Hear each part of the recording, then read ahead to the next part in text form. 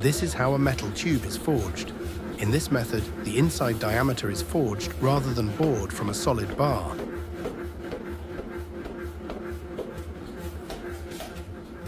At first, a solid metal workpiece is positioned with a mandrel, a cylindrical tool, inside it.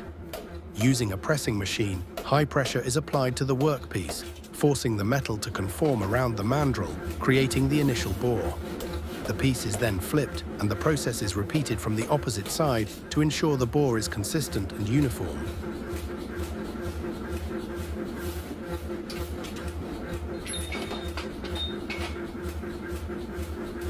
The formed workpiece is placed into a larger mold or die with a bigger bore diameter.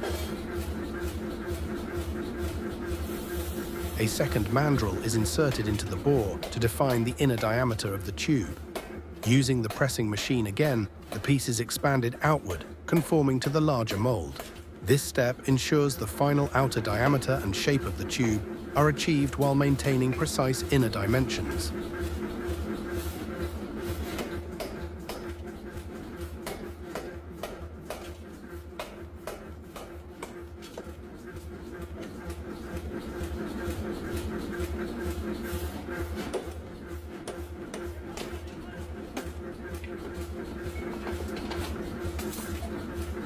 And finally, the piece is removed by this method.